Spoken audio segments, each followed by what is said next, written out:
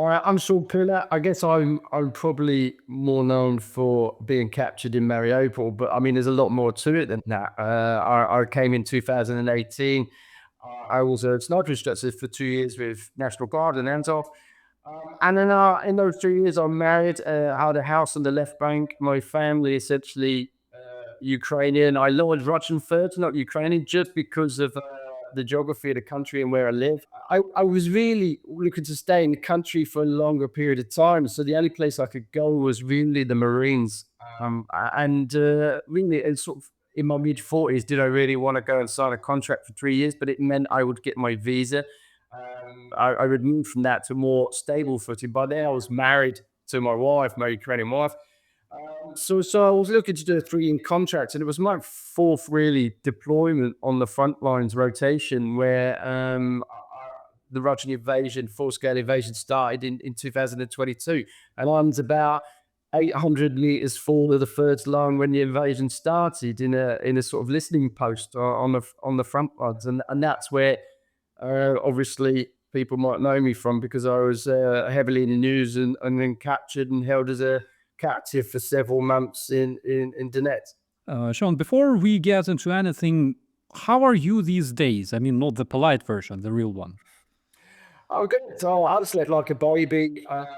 We can go into more of that, but I've slept like a baby since I've been exchanged. So that's a lot to do with my 9 years in the British military and courses I did beforehand. And I'm an advocate that now. I talk with militaries, including Ukrainian military, about school and survival. And I have to best deal with possibly being captured. So that was a big part of really how I was able to deal with it so well. What does a good day look like for you these days? A good day would be, I don't know. Essentially, we try and get, what it's like. We try and get through each day with minimal fuss. If we get power at the moment, it's a good day. We've got an inverter in the garage, and we're quite lucky in that respect. But many people don't have power for large amounts of the day at the moment because of the Russian strikes. If I can get my roast potatoes on the Sunday, and we could cook a roast dinner maybe on the weekend, that's a plus. But generally, yeah, we can't grumble because we're not in those frontline cities. So we try and get through each day as best we can. Is there anything in the media that is catching your attention? Recently, a lot now for London Loves Business. I'm a journalist, freelance journalist now. So I get to, I'm lucky enough that somebody's taken me on that I write about Ukraine. I mean, this week, last couple of days, I've written about this push for elections, which was quite surprising, really, because as you know, that it's a Russian propaganda thing that's really been going since the late 2022, 2023. So it is something I'm writing about now, and I'm able to. I'm not essentially Ukrainian, but I'm able to. I probably understand the situation in the country more than most people not born in Ukraine, and about how constitutionally we can't do it, how it's a Russian narrative, and now unfortunately Trump's pushing that. Those Russian talking points. So it's quite a scary time for us in Ukraine, as you know. Do you think it's fair that if Ukrainian president should be re-elected for staying on this position for a couple extra years, then the same should be applied, for example, to Vladimir Putin, who rules Russia almost 3 decades? Yeah, well, I mean, it's really. I don't like to get too involved in the voting aspect of it because essentially I'm still looking to get my citizenship. So I'm not quite there yet, but I don't tell people how to vote. They can vote how they want. My own personal belief is essentially, whatever you might think of President Zelensky, he didn't run his state in the country, and yes, there's a corruption issues, and yes, they're being dealt with. That's a positive. That's a good sign of the morphic democracy that corruption can be dealt with and go through the courts of a legal process. So essentially, I basically don't know how you're going to run an election, even if you did want one. I mean, how's that going to even manifest? I mean, how can you guarantee security at the polling stations? How can you get every single soldier to vote? How can you get the 6 million forced refugees to get their involved? I mean, I mean, it's a minefield, part of minefield with hand grenades lobbed in from the side. I just don't know how it's going to, feasibly happen. Yeah. Let's scroll a couple of years back. If someone met you before Ukraine, before Mariupol, how would they describe Shaun back then? And do you still recognize that guy? I can't honestly tell you that I understood Ukraine and the political aspect of Ukraine when I first got here. Certainly didn't speak the language. What I did come over with was a good transferable set of skills that I'd learned in the British Army. 9 years learning how to fight Russians, which really, if a lot of armies, there may be an army in a different country, but there's a lot of similarities between, armies. Like, for instance, I couldn't speak with the language. I couldn't communicate properly with my guys. However, if I taught them something, or they were willing to learn NATO skills, I didn't need to. I could use a translator. Your expertise and your knowledge gives you a foot in the door, and that's basically what I lived on for the first 2 years here while I learned the language. And once I learned how to communicate, then the doors opened up. And I think I kept my principles, my morals. I don't think I've ever lost them. I mean, certainly in Mariupol, when I had the chance to, when my commander sort of said, you don't need to be here. This is not your fight. And I was like, my house is on the left bank. I've got to spend a long time living with myself if I ran, and I've been with you for 3 or 4 years. So, I think I'd like to think that I kept my morals, and a lot of me. Living in Ukraine for so long is it's benefited me sixfold, because I'm living, and I learned a lot. And those 2 or 3 years before the full-scale invasion gave me a good grounding, really, in language, culture, everything to do with really being able to comment like now on your show. So it's I was just in the right place at the wrong time, if you know what I mean. It's I wasn't here for the full-scale invasion. I was actually, looking to settle here, give something to the country, do a contract like many militaries do. Back in 2018, what was it about Ukraine that made you feel connected to the place? Firstly, the countryside. Let's start with the countryside. I could travel in some parts of Ukraine and just think I'm back in the UK. It's very similar countryside, strict woods, hedgerows, big ploughed fields and farmland. And, there's aspects to it that remind me of home. I essentially call Ukraine my home now. I spent longer here than I have done in the UK for in the last 10 years. So I guess I found that. I love the seasons here, and let's start with that. I love the fact you have a winter and a blazing hot summer. It's either one or the other in this country. And the culture, the food, and its traditional values, conservative values as well. I think there's a lot here. I describe Ukraine as not having a speed camera at every junction. There's a lot of freedoms here that we're fighting for, that we take for granted in especially places like the UK. There's a lot here, which attracted me to it. And then the fact financially, it was good for me because it was a lot cheaper than living in the UK to a degree. And then once I'd spent my first 2 years, I mean, when I landed in Kiev, it was like -10 and very Soviet looking and grey. And I landed at Mariupol thinking, what have I done? Where am I? But when sort of spring came and I'd spent I never went home for 5 years. I literally worked here. My family came here, and it's an easy transition once you know the language a bit. You can read a bit. You know your way around, and the whole country's governed by a silver stamp, and that guy's probably on holiday.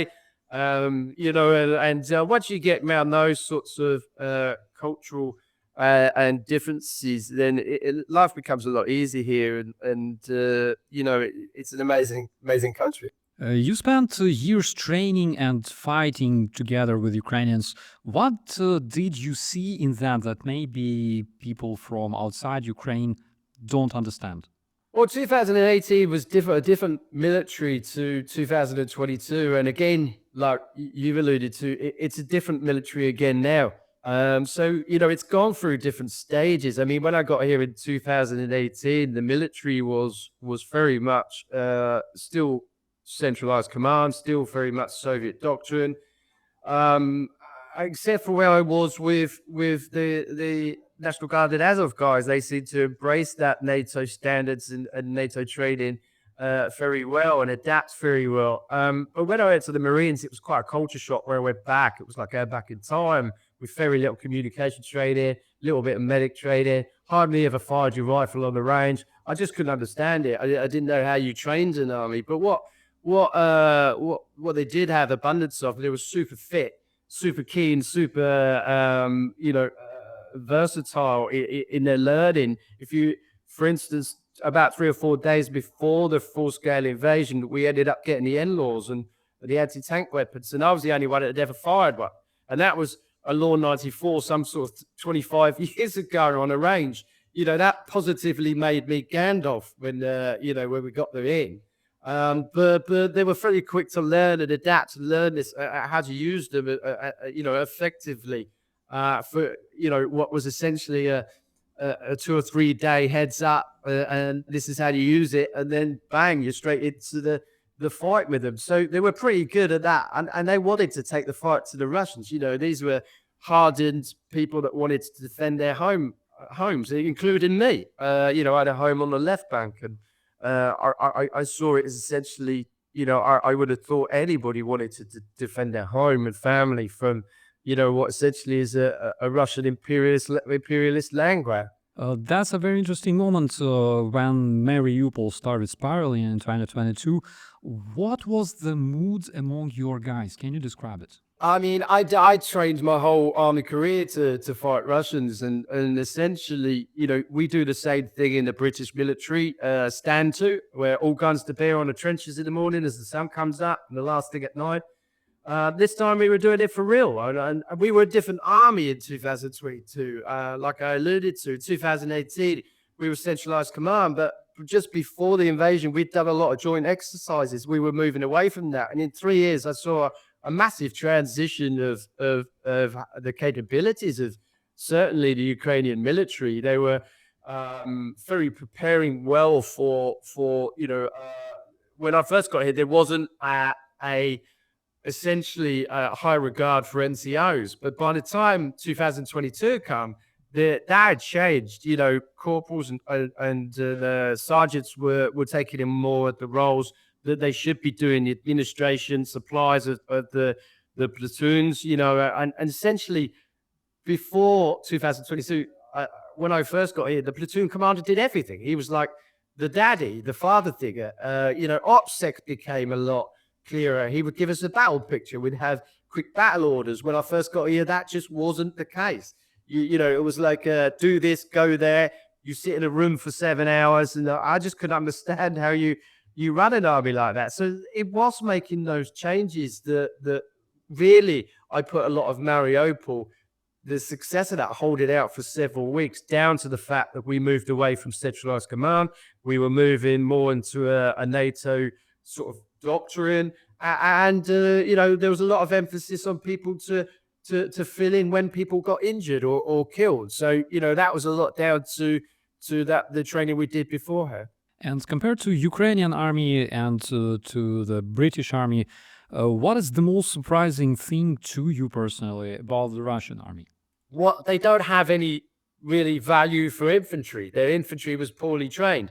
And in this day and age, you really do need infantry that have a lot more training than the Russians give them. They just meat wave after meat wave. They've got some good units, but generally they just send in numbers. And on my position at Illich Steelworks, we'd have 8 guys come in on a reconnaissance, then you'd have 20 guys come in on a reconnaissance, then another 30 would come in, and you just mow them down when they got 30 meters in front of you, and they'll come the same routes, the same dead ground, the same strip woods. They wouldn't change it up at all. It's just their artillery and their air capability was second to none. I mean, just pounded us into the dust in Mariupol. You know, it was just horrendous. But essentially, their infantry is letting them down very bad. You can see it in the Pokrovsk. You know, essentially Putin's propaganda was to invite journalists to come and see the impending doom of Pokrovsk and you know, the encirclement of Pokrovsk. And I was pretty much one of a few people at the time saying it's not really quite like that. You know, it's we've fought for time since Mariupol. You know, and essentially, if the Russians are willing to send hundreds of thousands of troops into Pokrovsk, then providing that we are killing far more of them than us, we should keep that open as long as possible. Do you think that Russian army is evolving in the direction of a more professional army,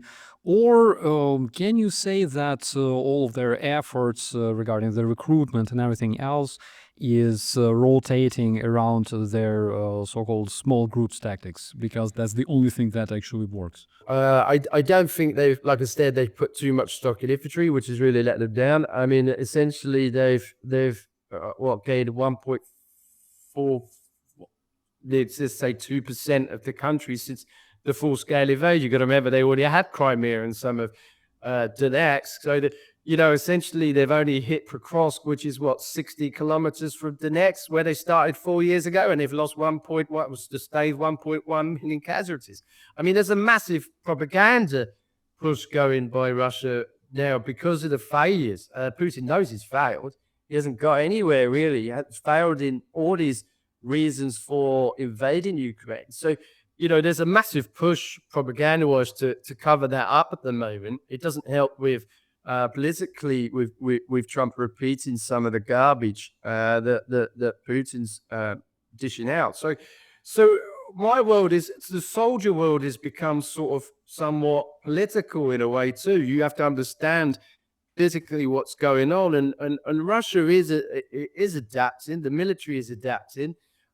Yes, but conventionally the front lines are not how they were before this, you know, the full-scale invasion. It's not lines of people living in a trench anymore. It's more like a 20-kilometer, 30-kilometer kill zone where you don't want your troops in that area if you can help it. You just need a QRF, quick reaction force, to deal with them if they do slip through. And there isn't a part of the front line that isn't monitored or watched anymore. You know, if a drone battery's going on a drone and it's sitting there until the other one comes in, and then the other one's pulling back, you know, and it's monitored constantly. So it is very difficult to get through that monitoring, especially if you're an aggressor army. You know, in my day, I think you would expect to lose 3-1 if you were assaulting a position. That's before the invention of phones and mobiles and drones and everything else you see now. I think you're probably looking, if you're attacking a position, you could expect to lose 10-1, you know, easy. I mean, it's just, you've just seen the pictures. And for an aggressive force that's trying to move in and take, you know, Ukraine, Russia's greatly underestimated, firstly, from their intelligence, the reception they thought they were going to get by coming into Ukraine. And secondly, they just weren't prepared for a war like this, which tells you, you know, they wanted Kiev in 3 days, and 4 years later, there's 1.1 million casualties they're still trying to push. And they're not getting very far very quickly further into Ukraine. Absolutely. And we can see that Russians use propaganda massively. In 2022 or 2023, I think Gerasimov was the one who said that 97% Russians who participate in the special military operations return home, which they kind of do return home, but there's a tiny nuance. But returning to Mariupol, during this battle, in the middle of all that, what was the most motivating thing for you personally? What kept you in the fight? I think the commitment of the guys knowing it was pretty much over for us, but we'll have to draw in as much of the resources of Russia as we could. And it was on your arms exchange that somebody explained to me, if we hadn't held out for as long as we had done, maybe Kiev would have fallen, because some of the troops were moved around to Mariupol because they were struggling to even take that. So you know, that was one of the most inspiring things I ever saw. You know, people who are I don't think I ever discussed this with anyone else, but people that were families were living in council. One guy strikes me. One guy speaks to my still in captivity. I won't say his name, but he was sort of family. He was concerned about his family in Casella, but he had a team to run, and he still kept running the team. He still kept doing his job, even though he didn't know if he was going to see his family who were in Kherson again. So I think there's a lot of inspiring stories. And speaking of the motivation, people usually ask about the conditions in the Russian captivity, but we all know the the conditions in the Russian captivity. I mean, it's absolutely horrible. I'm more interested in how you kept yourself together. What helped you hold on mentally?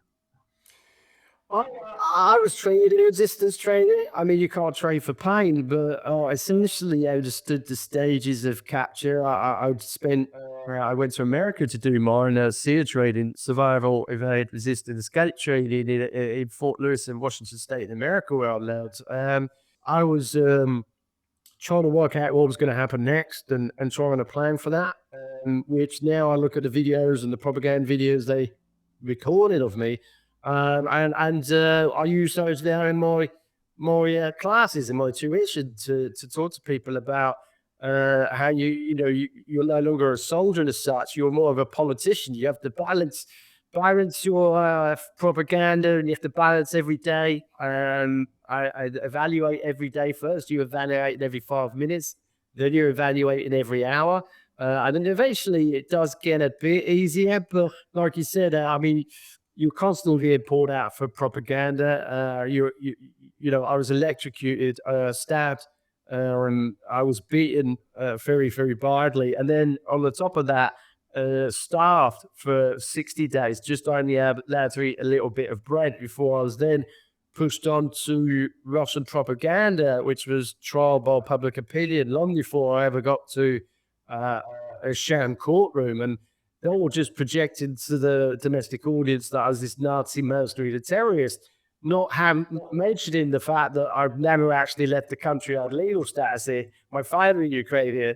I'm essentially I was a contracted soldier too, so I wasn't part of a paramilitary, let's say like Weimar, or I wasn't a Nazi like they kept portraying me as, like Russisch. And when you finally saw your family, when you returned home, what hit you first? Was it a relief or guilt or joy? What was that moment like for you? Essentially, we did realize we were going to get exchanged. So we talked about that day, magical day for every day while in captivity. You try and keep yourself, trying to keep yourself brain active. You naturally you're going to go up and down anyway, with emotions, it's the strongest person's going to have their off day. And by the time sort of September 2022 come around, I'd already been sentenced to death, and I was struggling mentally to keep it all together because I thought I'm running out of time, and I've not heard anything about appeal, and I had no idea what was being said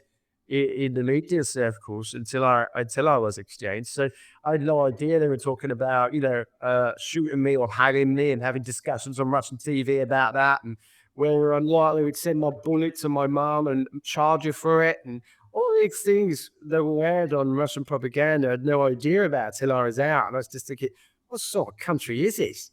They were talking about hanging and wanting to shoot me, on prime time telly. I mean, it was just ridiculous. So I was sort of in prison. I was getting the jobs were going to kill you soon anyway, and things like that. So I didn't know if I had long to live, essentially. So it was a bit of a struggle there. Yeah, it's a difficult one, but it was like a bit celebrated. I was actually thinking, what do I do now? My job's gone, my house is gone, I've lost everything. What do I do? How am I going to earn a living now?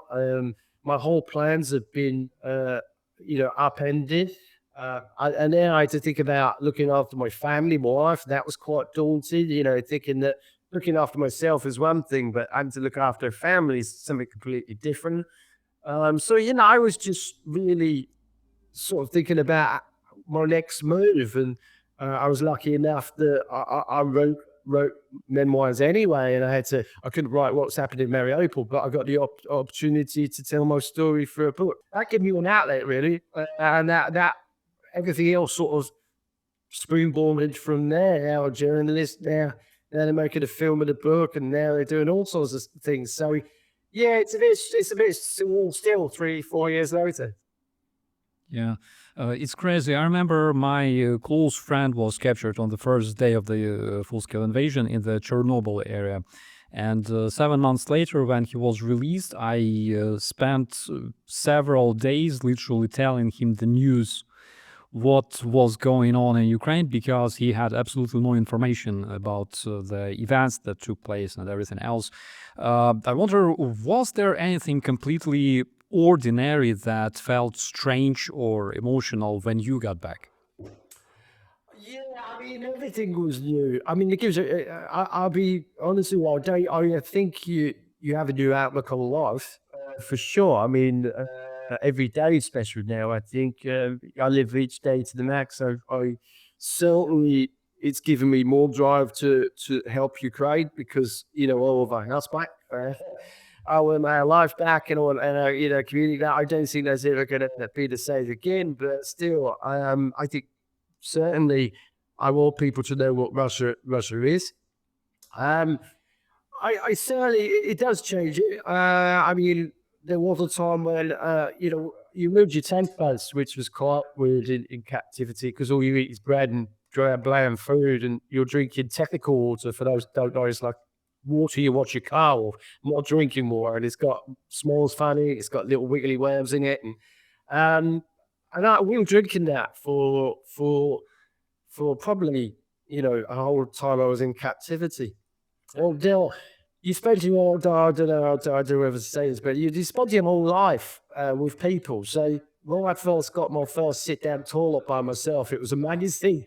I was if I wanted me to trench or something like that, I was always with somebody when you go to the toilet, and then when you're in a prison cell, you go to the toilet with two or three other people in the toilet. So when I'm sat in the toilet on the plane coming back from Rostov Don to Saudi, oh, thank God, I've just got off first toilet on my own with nobody watching me. So it goes as simple as just go to the toilet to then try and food again, and your, kiwi fruits, oranges, you need the taste of everything. So anything became new again. I was eating.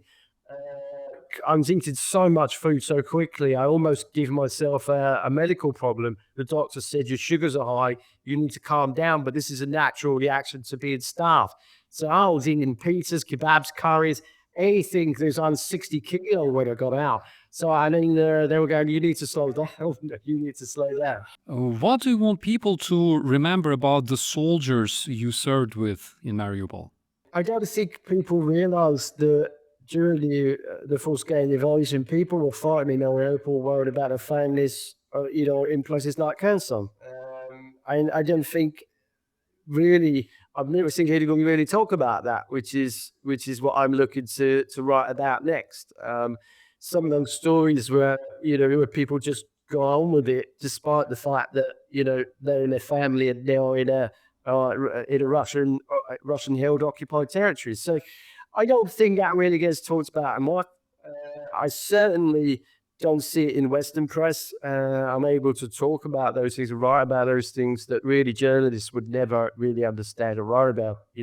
Want to notice people to understand the suffering that they went through, and not just captivity, but for me, Mariupol was far worse. Your community's gone, your household's been stolen, your friends have been killed, and I want people to know that what those guys were fighting for, because you can't make friends with someone like Putin. He's not going to honor any agreement. He's literally, excuse me, slaughtered predominantly over 25,000 Russian-speaking Ukrainians, including some of my friends, women and children. I mean, he didn't give a in Mariupol about Russian speakers.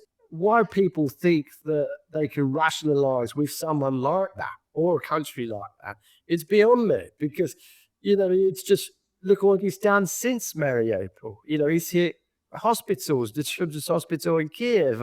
We've had, all those atrocities that are being uncovered at Butcher and Irpin. And I mean, this is a Russian army that's still executing Ukrainian POWs, starving them in prison, Nazi-style filtration camps.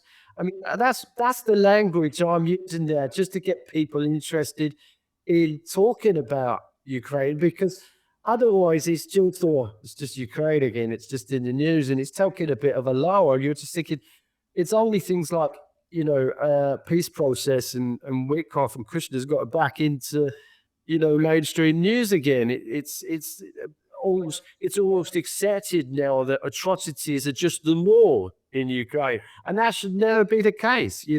We still got kids we try to get back, Ukrainian children trying to get back from Ukraine. So, I think, a lot of those fires are now being exchanged and they're now vocal. But if we don't remember the dead, who's going to remember it?